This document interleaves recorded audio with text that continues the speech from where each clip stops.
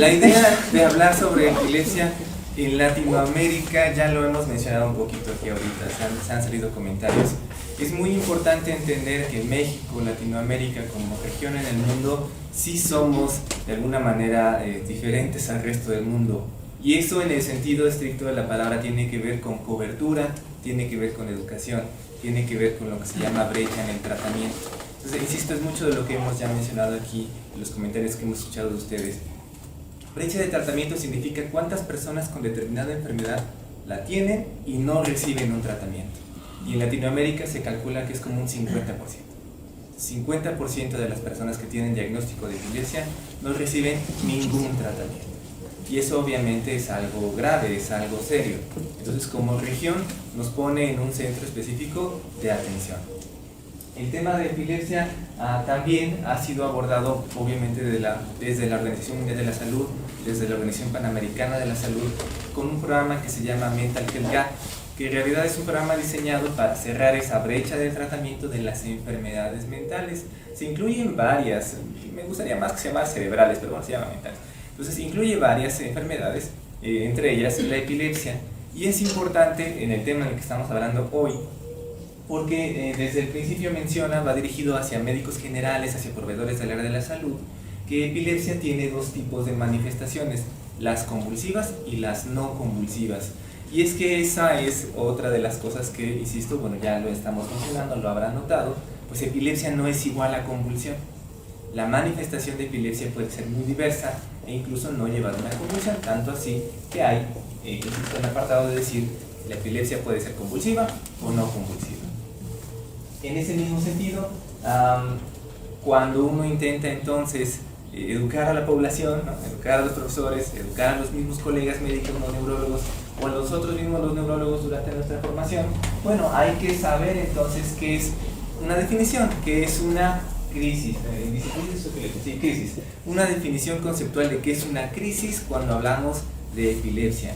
Entonces esta será una ocurrencia transitoria de signos y o síntomas debidos a una actividad eléctrica irregular o excesiva en las neuronas. Entonces, ahora lo decimos al revés. En el cerebro las células son las neuronas. Estas tienen una actividad que se manifiesta o es como eléctrica, una actividad eléctrica de estas neuronas. Cuando un grupo de neuronas tiene una actividad eléctrica irregular o excesiva, pueden presentarse signos, entonces sí, porque no, una convulsión, ya decíamos el chupeteo, ya decíamos parpadeo, o también síntomas.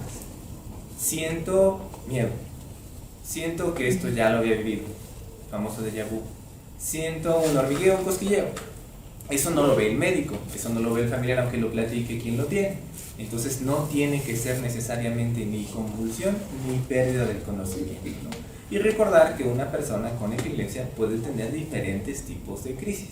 Entonces podrá haber una persona que tenga una epilepsia en la que sí tenga crisis con convulsión, con pérdida del conocimiento, pero que también tenga crisis pues, sensitivas, cosquilleos, hormigueos, o ver luces, colores, flashes, escuchar sonidos, voces, palabras, ¿no? Entonces, desde aquí, desde esta definición conceptual, pues nos está diciendo otra vez que es una actividad eléctrica y que puede no ser movimiento, sino solo signos o síntomas. También hay una definición conceptual de lo que es la epilepsia, y esta es pues una enfermedad del cerebro, y esta definición empieza así, es así de importante, hablando del estigma. ¿Cómo cambiar el estigma? Bueno, diciendo que la epilepsia es lo que es una enfermedad del cerebro. Entonces, es cierto, hay mucho estigma todavía y no hay que ir muy lejos. O sea, nos pasó a nosotros, me pasó a mí cuando estaba en formación, una colega, estábamos haciendo un electroencefalograma a una profesora de la UNAM con maestría y doctorado en ciencias matemáticas. O sea, ella estaba en esa facultad y nos platicaba que pues, le comentó a sus compañeros que tenía el diagnóstico de epilepsia, le acababan de hacer el diagnóstico de epilepsia. Pues sus compañeros dejaron de invitarla a tomar café con ellos. Porque ¿qué iba a pasar si tenía epilepsia? Entonces sí, obviamente cuando hablamos de estigma, pues habrá que ir a las comunidades, habrá que ir a los centros de trabajo, habrá que ir a comunidades lejanas, pero vamos, Ciudad de México, UNAM, profesores con maestría y doctorado, aún así con actitudes que son negativas, ¿no? Entonces, la educación tenemos que darla a todos los niveles, ¿no? No solo es aquel que no accedió incluso a la educación básica, sino aquel que está en un alto posgrado puede tener ideas equivocadas de la epilepsia. Entonces empezamos diciendo, bueno, la epilepsia es una enfermedad del cerebro, darle su lugar y su sitio. Y que, bueno, predispone obviamente a que se presenten crisis epilépticas, que ya dijimos que son, y por supuesto las consecuencias biológicas, cognitivas, psicosociales y sociales, ¿no? Entonces, esta definición que nació en 2015, si no me equivoco, 2014-2015, fue muy buena porque toma en cuenta ese aspecto biopsicosocial, lo que volvemos a hablar, ¿no? No solo es la persona, es la familia, es su entorno, ¿no? Es una persona que tiene planes, que tiene metas, que tiene objetivos, entonces eso se toma en cuenta en la enfermedad, ¿no? Y muchos países han abordado en esto de las campañas a favor de la epilepsia la frase, pues epilepsia es más que crisis, ¿no? ¿Qué más podemos hacer por la persona que tiene diagnóstico de epilepsia? En ese mismo sentido, epilepsia como definición operacional, o sea, el médico, ahora sí el clínico que se enfrenta a una persona que tiene la duda de si tiene o no epilepsia, sí hay definiciones operacionales y solo mencionaremos la primera porque es relevante para este caso, una crisis, en este caso epiléptica, que ya dijimos que es no provocada, o sea, no hubo una baja de azúcar, no hubo un exceso de presión, no hubo un infarto cerebral en ese momento, no hubo un golpe fuerte en ese momento, o sea, no hubo nada alrededor de ese episodio que se presenta, una crisis no provocada, dos crisis, una después o separada de la otra por 24 horas. Aquí nos gustan a veces los ejemplos un poco extremos, como para dar la idea, si una persona en la primaria, en honores a la bandera, cae al suelo y tiene una crisis, pues eso no fue provocada porque sí desayunó, no estaba tan soleado, bueno, ¿qué fue eso? Quedó la duda, no estamos muy seguros. Pero después, ya por ahí de la adolescencia, presenta una nueva crisis ante un estrés de los exámenes, por ejemplo. Entonces, bueno, ahí son dos crisis separadas por más de 24 horas, ¿no? Entonces se cumple el criterio de epilepsia, por ejemplo, ¿no? Aunque bien podría ser, obviamente, 2 semanas, etc.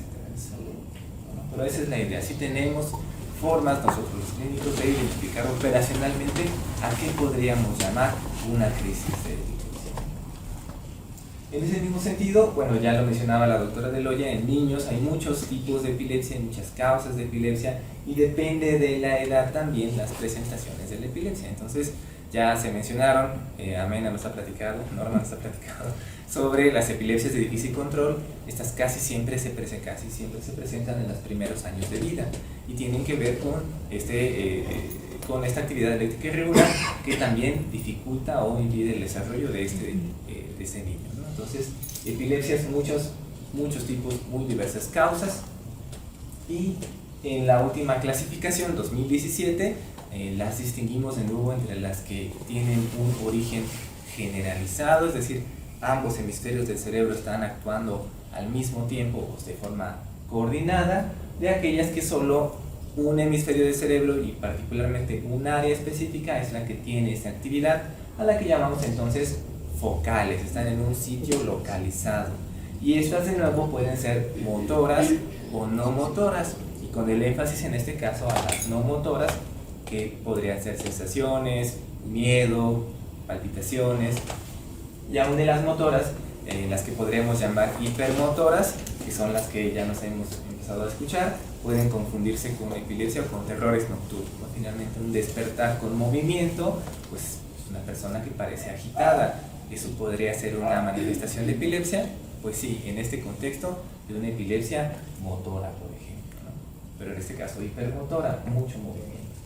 Y es que al final, aunque casi no estoy ahí, lo que nos interesa cuando estamos sospechando de epilepsia es intentar identificar qué tipo de epilepsia, por supuesto, cuál podría ser la causa, es genética, es estructural, es después de una infección, digo aquí en Latinoamérica cisticercosis es como frecuente, y al final tener una epilepsia con etiología. ¿Cuál es la causa de esa epilepsia? ¿Cuál es la causa de esas crisis? ¿Cómo nos ayudamos para eso? Bueno, ya se mencionó también, ya lo ha comentado la doctora, una resonancia magnética, que no me acuerdo de ahí, pero la resonancia magnética es el estudio de elección cuando abordamos el diagnóstico de epilepsia, tanto en niños como en adultos. Y eso es muy importante porque, aunque lo hemos mencionado, el costo siempre es un asunto. Si uno, precios de Aguascalientes, una tomografía anda por ahí de 1,500 pesos, que una resonancia anda en 5,000 pesos, entonces al menos 4 veces más cara. Y sin embargo, en niños, pues exponerlos a esa cantidad de radiación en un estudio que es de elección, es decir, que no es una urgencia, pues no es muy prudente. Por otro lado, la tomografía podría no darnos toda la información que necesitamos. Es la resonancia magnética la que nos permite ver con gran detalle la estructura del cerebro y darnos la información que necesitamos.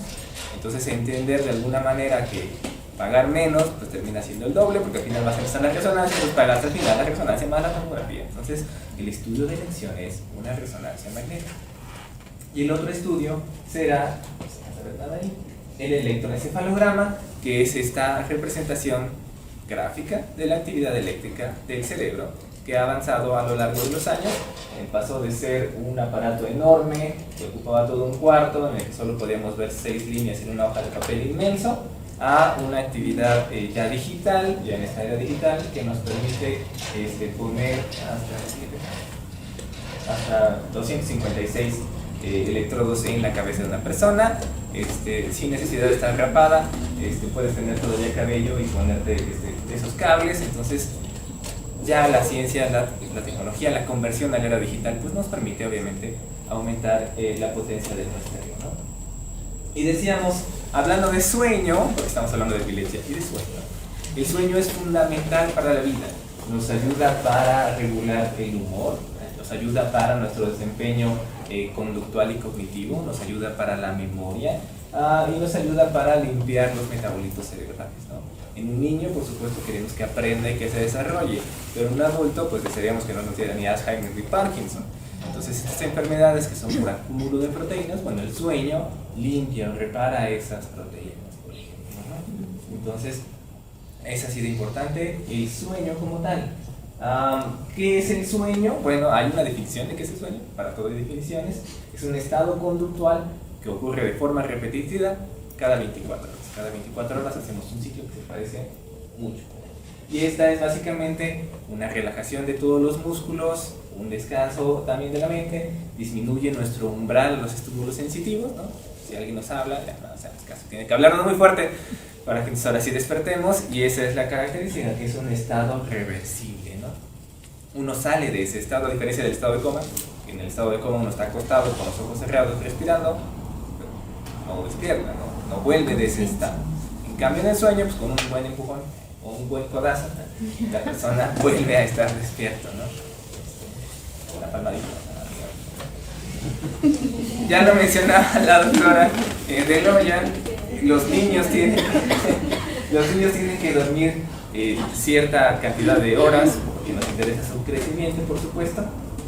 Pero a mí el énfasis que yo hago un poco más, digo, por supuesto, el neonato es particularmente importante, etcétera, etcétera. Pero un niño en edad escolar, 5 o 6 años, debería estar durmiendo de 10 a 11 horas. Su niño que está por entrar a la primaria, que está cursando los primeros años de primaria, debería estar durmiendo 10 a 11 horas, ¿no? Cuando uno eso se lo platica al padre, tanto el papá como el hijo se espantan, ¿no? ¿Hay tantas horas? ¿De verdad? ¿Tantas? Y la respuesta es sí, ya nos dijo la doctora, ¿por qué? Tiene que secretarse hormona de crecimiento, nos ayuda a la memoria, si no, ¿cómo va a crecer? ¿Cómo va a aprender? Entonces, evitar esto, que ya es un fenómeno mundial, obviamente pasa en México, por supuesto, que se llama el jet lag social. El jet lag social, jet lag es este fenómeno que te cambia su uso horario, te desorientas, ya no sabes ni dónde estás. Bueno, se llama jet lag social, porque es la sociedad la que te impone un ritmo de trabajo. Entonces, sin darse cuenta, el papá y la mamá, que ahora trabajan casi siempre los dos, pues están con 2 trabajos, entonces llegan hasta las 7 de la noche en la casa, a esa hora quieren convivir con el niño, ver lo de las tareas, que enseñe, jugar un poco con él, y se están durmiendo a las 12 y tienen que levantarlo a las 6 para que se bañe, se viste, se cambie y llegue a la escuela. Entonces ese pobre niño está durmiendo 6 horas cuando debería estar durmiendo 10. Entonces está privado crónicamente de sueño. Entonces eso, pues ya dijimos, también hasta favorece y predispone a tener trastornos del sueño. En un adulto, bueno, ya lo decía la doctora, entender que ojalá pudiéramos dormir 8 horas, pero también, yéndonos al otro extremo de la vida, después de los 70 años puede ser normal o esperado dormir 6 horas. Después de los 70 años dormir 6 horas puede ser suficiente. Y eso es importante simplemente para no medicar a quien no lo necesita. Y siempre pongo el mismo ejemplo. El hijo o el nieto llevan al abuelo o al papá con el médico a decirle, oiga, ¿me puede dar una pastilla para dormir porque no duerme? Entonces le preguntas, ¿a qué hora se acuesta? A las 9. ¿Y a qué hora se levanta? A las 3 de la mañana y ya no deja dormir a nadie porque ya se levanta. Entonces Si uno hace la cuenta de 9 de la noche a 3 de la mañana, ya hizo sus 6 horas. Ajá. Entonces ya no va a poder dormir más, No. porque ya cubrió su cuota de sueño. Esa persona no necesita una pastilla para dormir, no, necesita una actividad. Eso es lo complicado porque la familia tiene que jugar un papel importantísimo. Una actividad con la que se mantenga despierto hasta las 12 de la noche, porque entonces se levantan a las 6 de la mañana y esa hora incomodará un poco menos a la familia. Lo único que necesita es recorrer su horario para más tarde, en vez de estarle dando pastillas para alguien que no lo necesita, ¿no? Sobre todo si a esa edad habitualmente ya estás tomando medicamentos, ¿para qué darle uno que no va a necesitar, ¿no?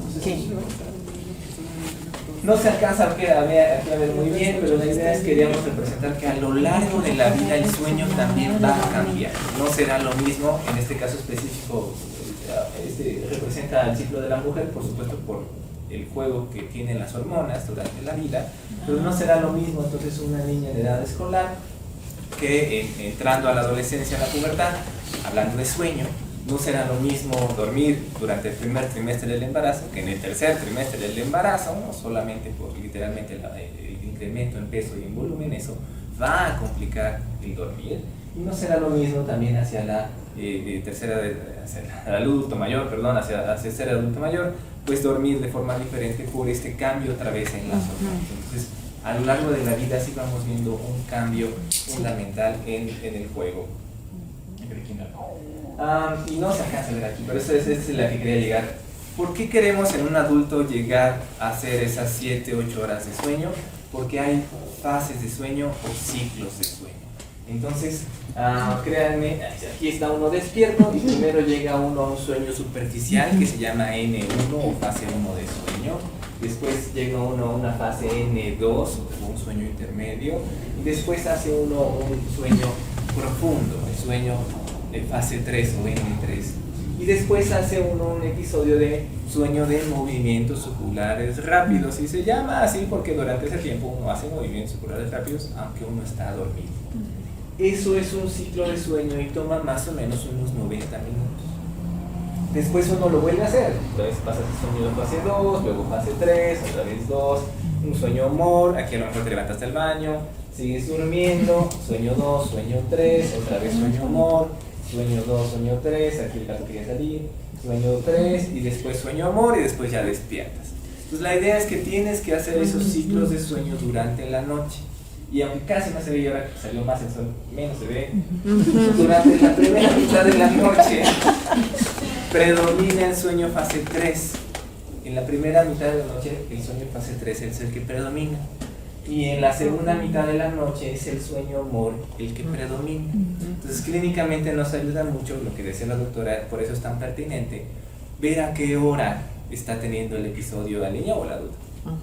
Porque si fuera siempre en la primera mitad de esa noche, probablemente sea un despertar confuso, por ejemplo, que se da en la fase de sueño N3. Si fuera más hacia la segunda mitad de la noche, podrían ser pesadillas o terrores nocturnos, que se asocian más a sueño de movimientos oculares rápidos. Porque en el sueño MOR, movimientos oculares rápidos, es cuando más tenemos sueños vívidos. Entonces eso ayuda incluso a distinguir cuál podría ser, si uno o el otro. Hablando de epilepsia, por cierto, puede dar en cualquier momento. Aunque casi siempre es más saliendo de la fase 2 o 3. Entonces podría ser también hacia la primera mitad de la noche. Pero por eso es importante pues entender que sí hay diferentes fases de sueño.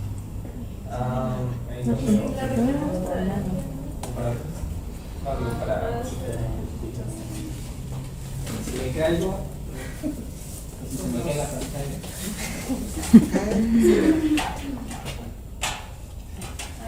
Ahí se ve un poco más.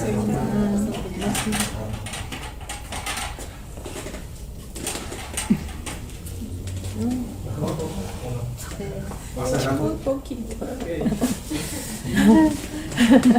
Bueno, ahí hay muchas rayas. Y es que soy neurofisiólogo clínico, entonces a los neurofisiólogos clínicos nos gustan las rayas. Y esa, por cierto, es la forma de saber en qué fase del sueño estamos. El electroencefalograma, decíamos, son estos cables en la cabeza y nos ayudan a ver justamente esa actividad eléctrica del cerebro. Y cuando es pequeña y rápida, estamos despiertos. Cuando es más bajita y un poco más lenta, estamos en un sueño superficial. Y cuando es grande y lenta, entonces estamos en un sueño profundo. Entonces, viendo esa actividad eléctrica, podemos saber en qué fase del sueño está esa persona, y a veces hasta que...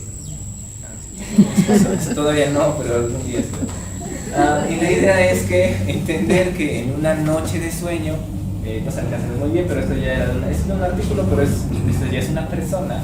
Esta persona tenía sus fases de sueño más o menos estructuradas, y en esta parte de abajo pues se ve toda desestructurada, y este solo es un ejemplo de este artículo en particular que evaluaba a las mujeres antes de la menopausia y después de la menopausia. Entonces, hablando de eso o esos factores que a lo largo de la vida te pueden cambiar o alterar el sueño. Entonces, es importante saber que hay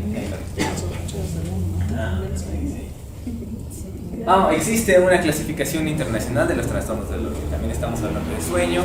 Hay toda una clasificación de los trastornos del sueño, y esta solo es una serie de los encabezados. De hecho, hay los trastornos respiratorios del dormir, o sea, aquello que dificulta el respirar mientras duermes.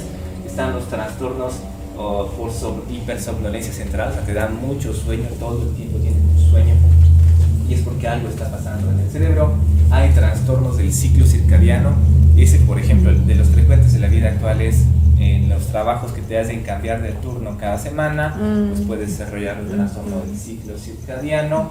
Están las parasomnias, de las que estamos platicando justo ahora, y trastornos del movimiento relacionados al sueño.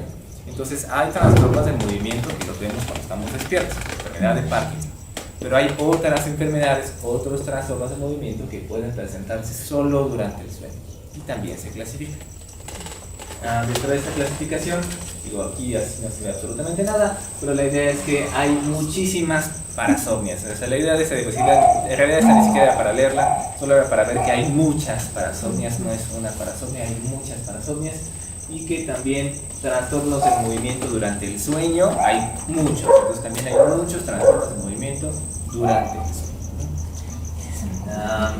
Bueno, esta era la idea general de lo que es una polisomnografía, un estudio de sueño. La idea es que ponemos cables en el cuero cabelludo, ponemos cables cerca de los ojos, ponemos cables en el mentón, ponemos cables o electrodos para medir el flujo ventilatorio. Tenemos una banda torácica, una banda abdominal, un pulso oxímetro, cables en las piernas. Entonces uno termina viéndose, no se va a ver, no se ve nada, pero ahí estaba un voluntario, el buen Chuy Cruz, estaba ahí con su carita así, porque también le tomamos fotos a nuestros voluntarios, pasar más fotos a nuestra voluntaria, y no se ve ahí nada, pero la idea era un chiste ahí, simplemente estás lleno de cables, la gente está viendo y te dicen duerma. La indicación para ti es duerma. Y bueno, tú duermes. Ahí está el buen Chuy Cruz también, que dijo, bueno, voy a dormir, pues, durmió. La idea, créanme, no sé nada, pero durmió. Entonces pudo dormir y evaluamos su sueño del buen Chuy. Por cierto, tiene apnea del sueño y no lo hemos visto. Hay que verlo pronto para tratarlo. Sí. Al final, ahí lo que decía es que, pensando en parasomnias, podríamos llamarlo eventos, si quieren, hablando de trastornos del sueño o episodios. Si estamos hablando de epilepsia, hablamos de crisis. Pero el punto importante es, para cada visita que haga la persona a su médico, pues tenemos que documentar cuántos ha tenido desde la última vez que nos vimos. Y es que el objetivo, ahora sí hablando de epilepsia, es lograr libertad de crisis, pero sin efectos secundarios de los medicamentos. O sea, va de la mano. Y ese es el verdadero reto clínico, por supuesto. Si consideramos que en el mundo actualmente ha de haber como 33 medicamentos antiepilépticos, pues hay tantos porque cada persona es diferente, porque hay muchos tipos de epilepsia. Entonces no podemos esperar que a todas las personas les haga bien el mismo fármaco. Entonces habrá que identificar para cada persona qué fármaco es el adecuado para lograr una libertad sostenida de crisis, pero sin efectos secundarios de los medicamentos. Eso es lo que queremos al final. Y esta última diapositiva, nada más tenía que decir, la epilepsia en remisión. La pregunta siempre es, nos pasa todo el tiempo, ¿se me va a quitar? ¿Qué tiempo me voy a tomar este medicamento? Y la respuesta más honesta es, no sé. Y es porque no lo sabemos. Y es que es justo esto. Todavía 2015, 2014, que es la definición más actual. No hemos hablado de curación. Lo más que nos acercamos es este concepto que se llama epilepsia en remisión. Y epilepsia en remisión es una persona que tiene el diagnóstico de epilepsia que ha estado más de 10 años sin ninguna crisis. Y de esos 10 años, los últimos 5 sin ningún medicamento. Entonces, por lo menos para nosotros, ¿no?, los que nos dedicamos a la neurología, a la neuropediatría, a la neurofisiología, a la epilepsia, sí está en nuestra mente poder ver a la persona sin medicamento y sin crisis. Por lo menos como una meta.